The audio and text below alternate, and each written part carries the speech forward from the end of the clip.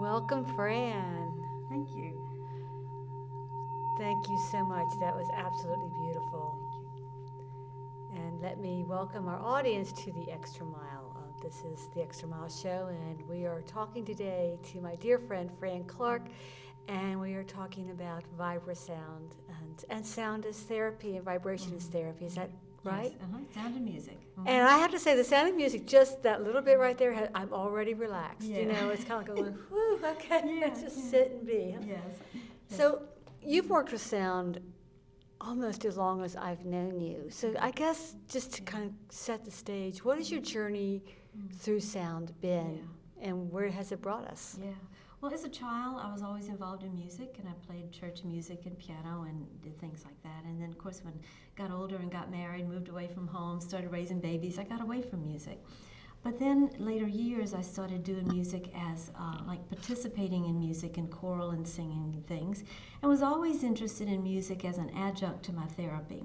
Because you are a therapist, right? Right. Mm-hmm. And so around 1996, I decided I needed some more formal training in it, and I was just going to start reading a little bit. So I went to the bookstore, and lo and behold, a book fell on my foot. Oh, well. Oh, well. Yeah, so I opened it up and started reading. It was called Mind, Music, and Imagery. And so I started reading about a third of the book and got so excited about it. I found the author, called her up, scheduled an appointment in California, and 2 weeks later I was on the plane. Did you ever imagine you would be doing something Never, so impulsive? Never, no.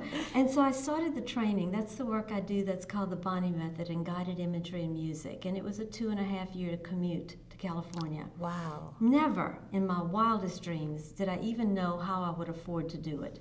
But that music just kept calling me, and life opened up. So that was the first formal training I had in music as a healing modality.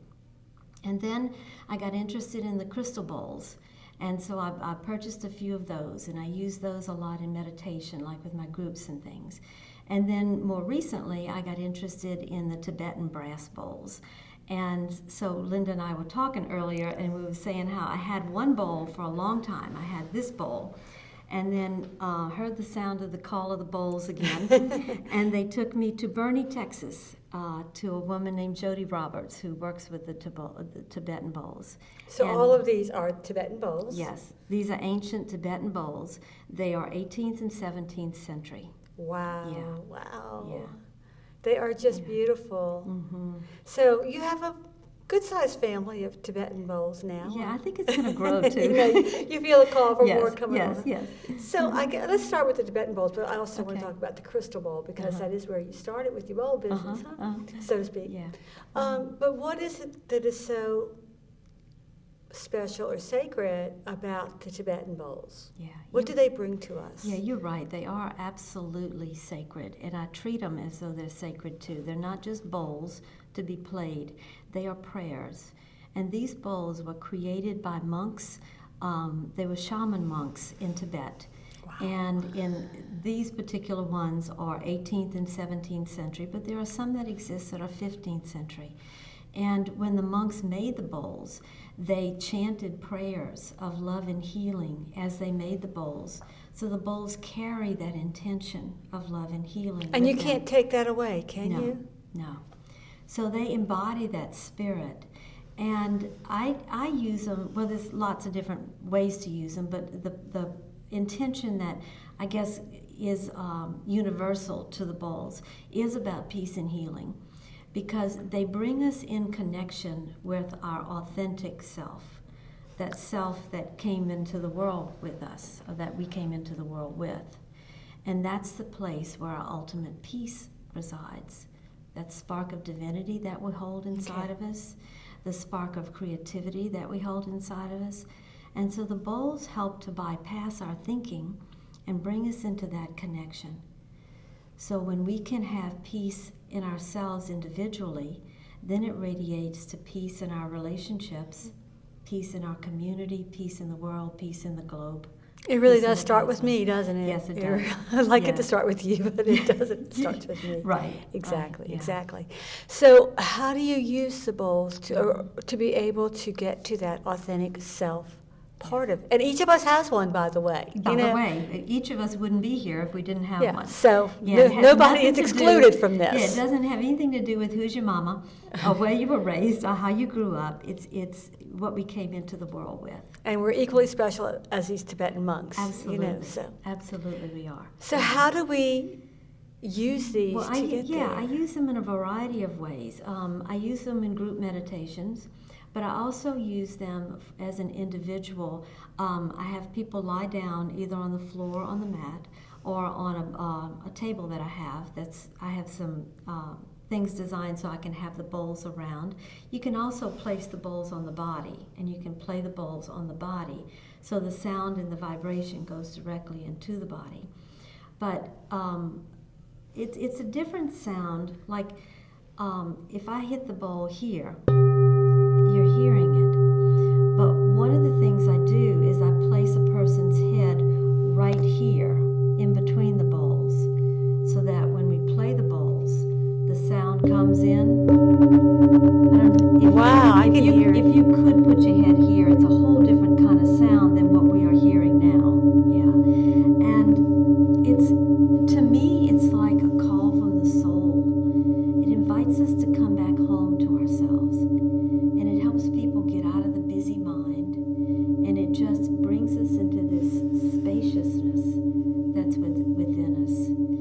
And so sometimes I'll do just a session with the bowls. Sometimes I'll do an adjunct to a talk therapy session. Sometimes I will do this in conjunction with the other sound work that I do with the VIBRASOUND table. It's a very intuitive thing. I know, it's like I get this hit, and I know, oh, this would be really good right now. Okay, Yeah. so it's your authentic self is working Yeah. with the energies that surround your client and the bowls and everything Right. else. Right. But this is really, I'm sitting here thinking, I'm assuming, because my head is busy as well as my Yeah. but I'm assuming that this is really working on a vibrational level. I mean, that's really where it's all happening, right? Right. So when I say that, what am I really saying? What is it about vibration that penetrates, that goes beyond thinking, that heals us? Well, all of everything that exists is some aspect of vibration. And so these bowls can resonate the vibration that is in our bodies. So when we take in energy through our energy centers, And we always do. yes, our chakras, then there are ways that we can get off balance with that. Just a simple thought. Oh my God, I have to pay my taxes. Oh, that'll do it. Yeah. Can't you feel it? Yeah. Yeah. Can create that sense of disharmony within us. And so that frequency of that chakra center gets a little off balance. Okay. So the bowls can help to bring that back into balance by the principle of entrainment. And that would be what? Entrainment means that when there are two substances and one is vibrating, it will bring the other into a matching vibration. Okay. Yeah. Okay. And so that's what restores the harmony within us. It also works on the brainwave system. It works with the neurological system. So you and I are in what's called beta right now. And beta is our ordinary consciousness. We're talking, we're thinking, we're interacting. We're alert, we're doing stuff. Yeah. So, but above beta is gamma. And gamma is a heightened state of awareness. This is where intuition comes in. Above gamma, which is like 1 to 200 hertz cycles per second, is super gamma. And that is like ecstatic consciousness. I don't think I've ever visited I was going to ask, place. have you ever been there? I don't think because so. They tell me if you're there, you always know you were there. Yeah, I think so. Yeah. I don't really know. But below beta is alpha. That's our dreamy state. We're kind of alert, but kind of not. And then below that is theta. And theta is the state where the healing happens. And that's a deep level. Deep, deep level. And so the body can restore its harmony there. Okay. And then below that is delta, which is deep, deep sleep. Yeah. And so then when you're working with the bowls, you're actually working on the beta, or are you working on multiple levels? You're working on sometimes? multiple levels, but it will take you into theta and Okay. delta. Okay. Alpha, Okay. theta, and delta. Okay, so yeah. it'll take you down. Yeah. Okay. Yeah. So you won't have an ecstatic experience with the bowls, but you will become very Yeah. relaxed. Okay. Right. Okay. Right. So Mhm. now you use these in therapy? I So do. people can come to you for psychotherapy and be treated with the bowls If they want to. if they want to. Yeah. So part of it, I guess, is educating people, huh? Yeah. About what sound does and why it's important. Mhm. But I'm thinking because of the work that you've done over the years, a lot of people that know you know that this is probably a modality that Yeah. we can look to you for. Is that right? Yeah, some might, but a lot of times when people come in, they don't know anything about the bowls. Like if they Okay. happen to peer into the other room and see them, they'll go, "Oh, what is that?" You know. Yeah. But I really don't do too much talking. I don't educate a lot with them because that hooks into our thinking mind, and that's where we get stuck a lot. And I just say, you know what, would you like to have this experience? Let me give you a sample and see what it's like. Okay. And so they'll lie down and you go, oh, you know, that deep sigh lets me know that they've been activated with it, you know. Okay. And so I don't, when I first started working with the sound table, and that was before the bowls, I thought I had to do a lot of talk. I thought I had to do like a pre-assessment, have them draw a mandala, do a post-assessment. And I realized that that was really taking away from the time with the music. Because the music is the healer. Let's Yeah. just do the experience. Yeah. Yeah. And then later, if people want to talk about it, we can. But it's not mandatory. Oh, You don't no. ever have to say a word, and No. it still happens. Right. Okay, so we've got the brass bowls, and what are these? These are tingshas, and so these are also used by the Tibetans, and so they have a little different sound, and they're different tunings of these. This happens to be the one that I have. And so it's that resonance, and it too can be like a call. You know, one of the things that these bowls and the tingshas do is they bring us into the present time. We spend so much of our lives in the past or projecting into the future. But this is the call that says, come here, come home. Or as Ram Dass says, be here now. And it does. Yeah. It brings you right into it, doesn't it? Yeah. And it's kind of specific to these sounds. Not all sounds will do that for us. Right. Okay. And that's Right. part of what this is all about. Right. So when you use music or when you use sound, you've talked several times about the bed. What is that? This is, it's a bed of bliss, actually. What is that? It's a massage table that has sound transducers built into the bottom of the table. And depending on which music I use, the music creates the vibration in the table. So it's not like just that the bass kickers. It's, you know, each music piece has the different frequencies that create different kinds of vibration. So the vibration goes directly into the body, into the spine, resonates through the body because the body is primarily composed of water and then bone. Mm-hmm. And so those are both good conductors of sound. Right. So it's another way that the cells of the body can actually be metamorphosed into healthy cells. There's a lot of work that's being done by different people, one in particular, Fabien Maman, and he's a Frenchman who is credited with being the father of sound healing. And he actually can take sounds that break up cancer cells, that dissolve, and then come back with healing sounds that restore the health to the cell. Now, my work is not that specific, but So we're not going to come to you for that, but still. Yeah.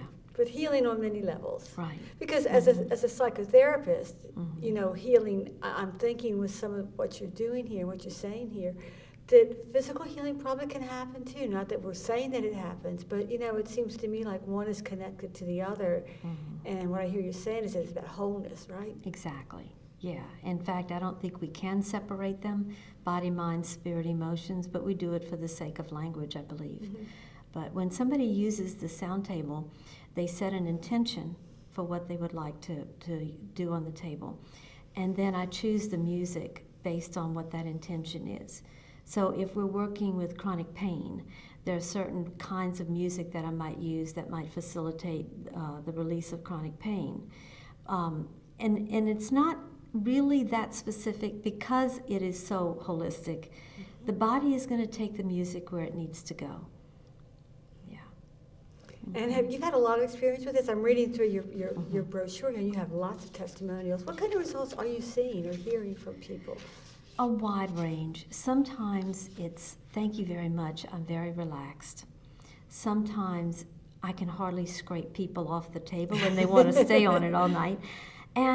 But the results, I never predict, I never know. It's different and for every person. And it's not about you, right? The results are not about you. It's different for every person. It's different every time a person does the experience. But things have ranged from things that, to me, appear like little miracles. I mean, sometimes I'm in tears as I'm watching what's happening. I recall one time a young woman who had rheumatoid arthritis, had no cartilage in her knees, was getting ready to have knee replacement surgery, could barely walk in the office, took a long time to get her up on the table because she was in such pain. She did an hour session on the table. She sat up effortlessly, jumped off the table, and walked out of the office with no cane. Wow. And was not in pain for a day. Wow. Now, she did eventually have to have the surgery and those kinds of things, but that was amazing to me. You know, I've watched people that are in deep, deep states of depression that we haven't been able to shift it with other things. But I believe that depression is, for the most part, an alienation from ourself, from our spirit, from our core. And the music helps to connect us back with that core, and we get in touch with that spirit that we have, and it starts to shift depression. Because I'm thinking as you're talking, when we get in touch with that core self, then we can love ourselves again. Yes. I'm thinking a lot of depression is about not loving yourself anymore. Yeah. And we get disconnected. Yeah. So it's like plugging back in to ourselves. Yeah. On that deep soul level. Does all music work in one way or another to help us to overcome, to heal, to engage in life in different ways? In other words, is any music neutral? I don't know that it can be neutral. It can be damaging. That's why I didn't say, because I think it can be too. Yeah. Sounds that are very, very discordant.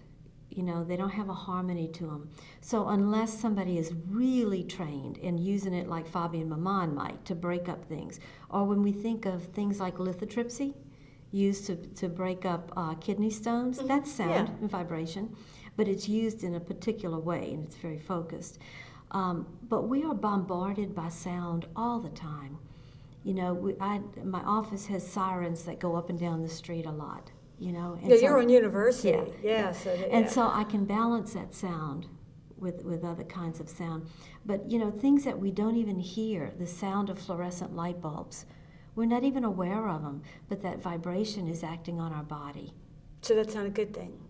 No, it's not a good vibration. Well, but we're exposed to those kind of things all the time. So, but if we can do the work of balancing it with the therapeutic use of sound, you know, we can bring that harmony back into the body. Okay. So are there things that we can do as individuals just in terms of managing the sound around us, or selecting music, or when or how or where we use it, just as a part of our daily lives, because it's everywhere? Yeah. I think we can be really attuned and aware of the sounds that we have in our environment. Now, I like loud sounds. I like big music. You can rock and roll. I like drumming. I like rock and roll, and it makes my body move. And I that's love a good those thing. things. That's those good. are good because I'm in rhythm. You know, I'm in harmony with that. But we can be attentive to some of the sounds that we have. And when you start to feel like you're ill at ease, like sometimes when I go into electronics stores, I can barely stand it because that sound is just bombarding me, and I've become very sensitive to those things. Yeah. So other people might not have been as sensitive to it because they're more accustomed to it. But I live in the country in a quiet place, you know, and so I do that. But we can also use different kinds of music, basically things that feel calming to you. And then there's some very specific work by companies like HemiSync and BrainSync And I will prescribe those things to clients to help them get into those deeper states of meditation. So you can get like a CD or Yeah. something like that, Yeah. and then just kind of work with yourself. Right. What about classical music? How does that fit into this whole schema? Yeah, classical music is where I started my training, and that was the Bonnie method of guided imagery in music. Okay. And the classical music I use in a very specific therapist-led way. It's a one-on-one interaction, and it evokes images from us. There are different kinds of guided imagery you might be familiar with, where somebody says, lay down, close your eyes, go to the beach, whatever. Mm-hmm. This is different. Even though it's called guided imagery, it is guided by your inner healer and the wisdom within. So the music evokes the images, and I facilitate the client in moving through those images. And again, to say what it does is impossible. But I'm recalling one specific incident. Somebody had a deep, deep loss, and we were working with a lot of grief. And there was a part of it that he couldn't reach, and it had to do with forgiveness. And no amount of talk could access that. And one session with 7 minutes of music cleared it. And we know it clears it because it takes the energy out of the emotion. Okay. Yeah. If people say, let it go, well, we can't let it go. Because let it go, it means we park it somewhere in the unconscious. But it lets go of us, and that's what healing is. And then it's like not an event anymore. Exactly. It's a non-event. Yeah. So, And you can talk about it without emotion, or, it's become neutralized. And it was the music that did that. Absolutely. And I think Nietzsche was the one that used to say music is a universal language, but Yeah. it goes beyond language, Exactly. doesn't it? Exactly.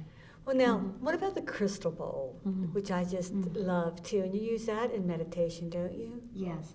The crystal bowl is man-made, quartz crystal, and each bowl is tuned to a different frequency. The one that I brought today is the heart chakra, and these are getting more difficult to find. I've had this one for 10 or more years now. There's a difference in these in several ways, but one is that this one has one tone. It's a clear, pure F tone. And that tone is to resonate with the heart The heart, chakra? and Okay. so opens the heart. Okay. These have undertones, Right. overtones Right. to them. Yeah. So, but the quartz crystal bowl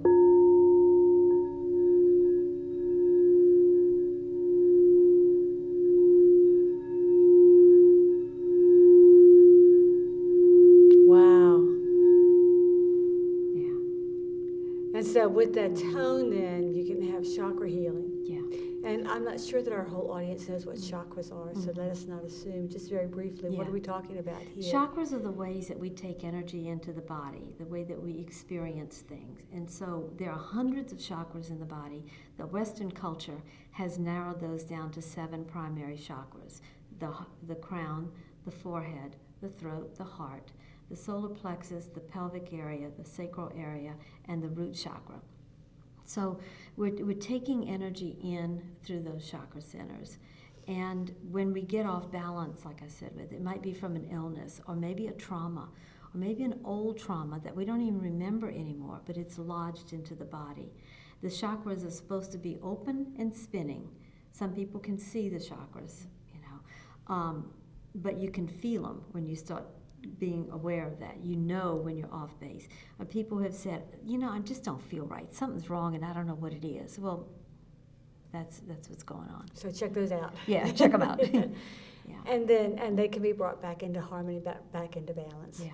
The bowls can actually diagnose what is blocked or what's been shut down in the body.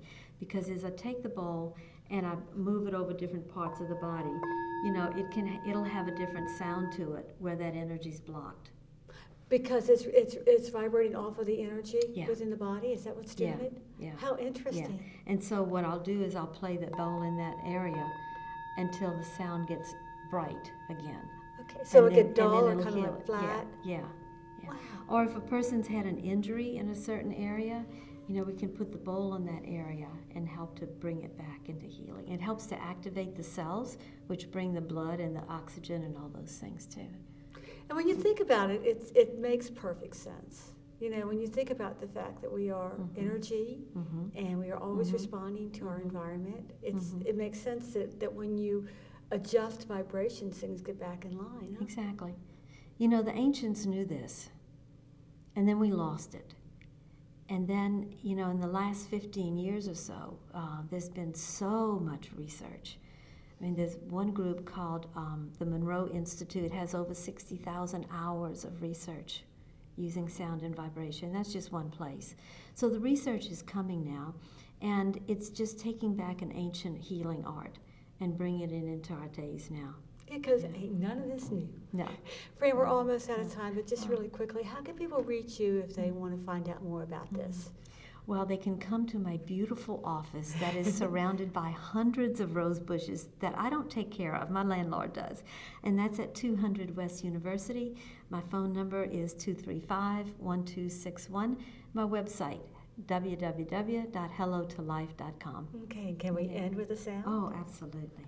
Yeah. Thank you. It's my pleasure. Thank you.